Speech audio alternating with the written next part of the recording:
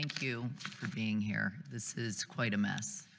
I wanted to ask you, this is an important issue in my state. In the past 10 years, 30 for-profit schools have closed. In fact, a year and a week ago today, Brightwood College closed in Las Vegas. And as we saw with Corinthian colleges, ITT Tech, ECA, schools with shaky financials are often completely reliant on federal student loan dollars. And when they collapse and declare bankruptcy, it is us, the taxpayers, as well as thousands of students who are left high and dry. So I really want to, in my line of questioning, get to how are we going to prevent this from happening? So I wanted to ask you just a simple yes or no question. Do you believe it's important that the department have information about the financial conditions of colleges? Yes, it is important. Thank you. You know, you spoke many times today about protecting taxpayer dollars, and I could not agree with you more. Yet I'm feeling that a lot of the tension in this room today is because there's concern about protecting taxpayer dollars from frivolous BD claims, or like I'd like to focus on how do we protect taxpayer dollars from these fraudulent predatory schools and prevent this from happening before we throw thousands of students into turmoil. And so I want to ask you a second question. Isn't the point of financial responsibility monitoring to predict school closures before they happen so that something can be done proactively to protect the taxpayer dollars from going to those institutions through student loans? Well, Congresswoman, let me just say, first of all, I think levying a claim of predatory against any school that is organized. Well, I'm talking about schools. I want to define what fraud means, okay? Because it's been used here a lot today. The definition is the wrongful deception intended to result in financial or personal gain. And it is not lost on anyone here the preponderance of for-profit schools in the education space and for-profit schools that are now publicly traded companies. So there is a for-profit motive. There has been fraud, and that students have been left on the hook. And so my question was simply yes or no.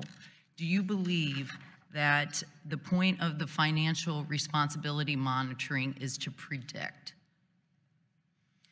To the extent possible, I think that's probably desirable, yes. Okay, I agree with you. I think that is the purpose. You want to predict that these schools are shaky operators, that they might be fraudulent because there's so many kids that are going to these schools and not able to come out and have a job, and therefore defaulting on their loans because they didn't get the jobs that they were promised. And so that's the purpose of these triggers and these rules, is to predict it so that we're not sending taxpayer dollars to these schools and then they go bankrupt and the kids can't pay them and then the taxpayers pay it. So, and the same is true of I want to go to one-third. I mean, there's lots of institutions that I understand. I understand there are great institutions. This is really about ferreting out the bad actors in the space. And, you know, I think the lesson for all of us is the regulations that we enact here have consequences intended and unintended, which has led us to this situation where we have had thousands of for-profit schools close. 80% of the school closures are for-profit schools. And many of these are bad actors, okay? And so, and by the way, it's minority and low-income students who are being preyed upon in these cases. So I really just want to get to one other question and talk about some of the changes that have been made to your borrower defense rule, specifically around what these triggers are to identify if these schools are eventually going to go under. And under the 2016 rule, publicly traded for-profit schools were required to report any incident or occurrence of an SEC filing or a warning letter against that institution. And can you clarify this, under the recent rule that was issued, isn't it the case that an institution would only be required to report that when the SEC suspends trading of that stock, or if the stock is delisted from the exchange?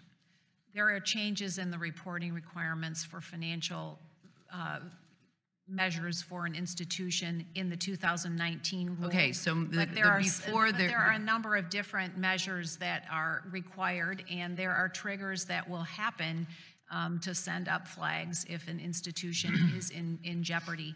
I think it's also important to distinguish, generally just to time has expired. acknowledge the fact that